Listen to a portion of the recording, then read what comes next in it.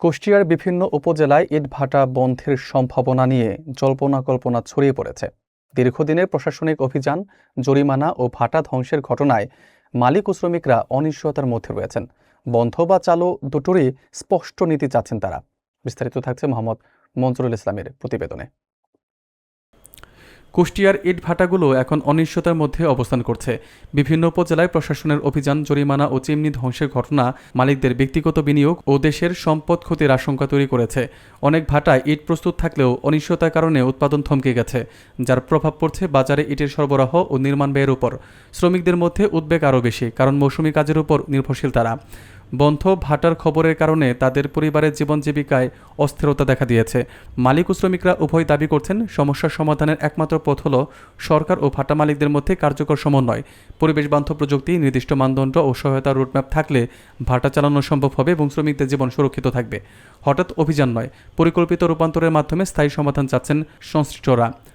কুষ্টিয়ার ইটভাটাগুলো এখন একটি সন্ধিক্ষণে দাঁড়িয়ে এবং স্পষ্ট নীতি না আসা পর্যন্ত উৎপাদন ও অর্থনীতি ক্ষতিগ্রস্ত হবার আশঙ্কা রয়েছে। শ্রমিক কর্মচারী তাদের জীবন যুদ্ধ কিভাবে করে সেই বিষয়গুলো দেখানোর জন্যই আমরা এখন ইটভাটাতে আছি। এই ইটভাটা কর্তৃপক্ষের সঙ্গে আমরা কথা বলে জানতে পেরেছি, এই ইটভাটাতে 4 শতাধিক পুরুষ এবং মহিলা শ্রমিক কর্মচারী কাজ করে থাকেন, যারা ইট তৈরি করেন এবং মাটি খামির করেন, পাশাপাশি ইট পোড়ান এবং এই ইট তৈরির ক্ষেত্রে সামগ্রিকভাবে প্রায় 4 শতাধিক শ্রমিক কর্মচারী এই ভাটাতে কাজ করে থাকেন। আমরা এই শ্রমিক কর্মচারী যে জীবন জীবিকা নির্বাহ করেন তাদের সাথে আমরা কথা বলে জানতে পেরেছি, যদি সরকার ইট ভাটা বন্ধ করে দেন তাহলে তাদের কিন্তু জীবন জীবিকা নির্বাহ করা কঠিন হয়ে যাবে। তারা চাচ্ছে যদি তাদের বিকল্প কর্মসংস্থান তৈরি করার পরে যদি ইট ভাটা বন্ধ করে দেওয়া হয় তাহলে তাদের কিন্তু যে জীবন জীবিকা নির্বাহ করেন সেটি কিন্তু তাদের কোনো সমস্যা হবে না, এমনটি কথাই বলেছেন এই ইট ভাটার শ্রমিক কর্মচারীরা।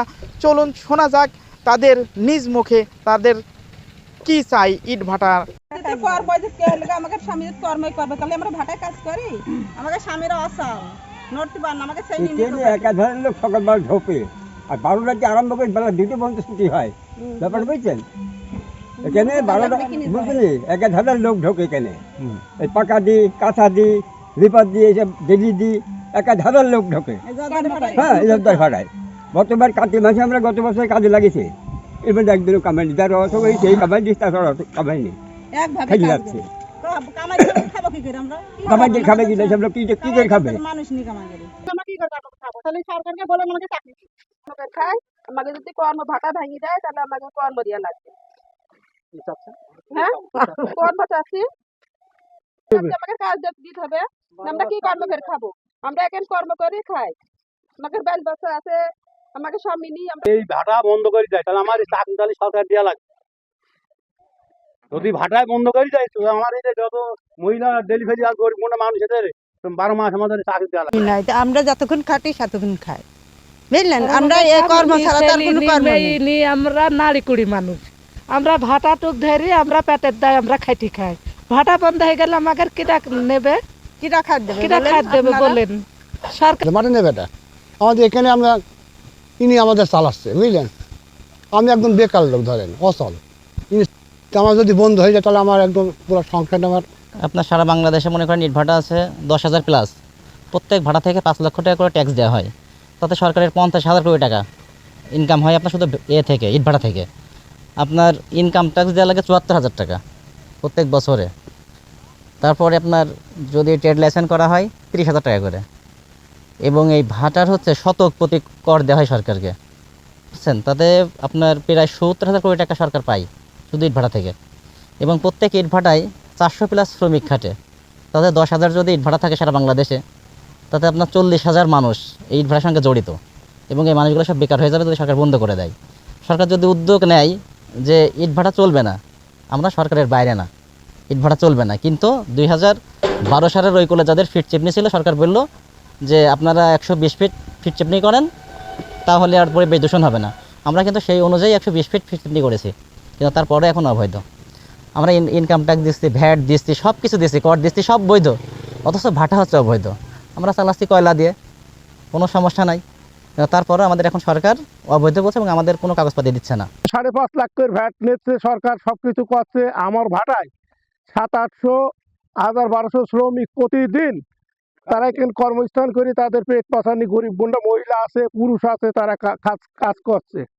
তা আমরা কিসের অবৈধ? আমরা সরকারকে যখন ভ্যাট দিচ্ছি, সবকিছু দিচ্ছি, তো আমাদের তো অবৈধ হওয়ার কোনো কথাই না। যদি অবৈধই হয় তাহলে সরকার একবারেই নিষিদ্ধ করে দিক, নিষিদ্ধ ঘোষণা করি, আর এই বাংলাদেশে কোনো ভাটা চলবে না এই বলে সরকার একটা সার্কুলার দিয়ে দিক। বা আমাদের কালকেও ভ্যাট অফিস থেকে আইসি আমাদের সার্কুলার ফর্মে সই নিয়ে গিয়েছে। আমরা কিন্তু আজ পর্যন্ত ভ্যাট দিইনি কো, এই বছরে পূর্বের ভ্যাট সব শোধ, কিন্তু কখন ভাঙিয়ে দেয় এই পরিচয় আমরা তাকে ভ্যাট দিইনি কো। আমাকে তো কালকে আবার ফের 1-1.5 লাখ টাকা ভ্যাট দিতে হবে। তাহলে আমরা এখন কেন অবৈধ? সরকার তাহলে আমাদের ভ্যাট বন্ধ করে দিক, আমাদের কাছে ট্যাক্স যা কিছু সব বন্ধ করে দিক। খালি ওটাই নাই, আমাদের ট্রেড লাইসেন্স করতে হলে লাগে হচ্ছে 25,000 টাকা, ইনকাম ট্যাক্স দিতে হলে লাগে হচ্ছে 80-90 হাজার টাকা। তাহলে এইগুলো আমরা সব সরকারি খাতায় জমা দিচ্ছি, তো জমা দেওয়ার পরে কেন আমরা অবৈধ? আর অবৈধ হলে বলে সরকার আমাদের একদমই অবৈধভাবে নিষিদ্ধ করে দিই। আজকে এতক্ষণ শ্রমিক নিজে দিন দায়ী হয়ে লোন নিয়ে আমরা এই ব্যবসা করছি, এখন যদি আমাদের এই ভাটাটা ভাঙিয়ে দেয় তাহলে আমি তো ঋণগ্রস্ত হয়ে যাবো। তো আমি কীভাবে শোধ দেবো? আমার তো মৃত্যু ছাড়া আর কোনো পথ রাস্তা নেই যে আমি এইভাবে বাঁচবো।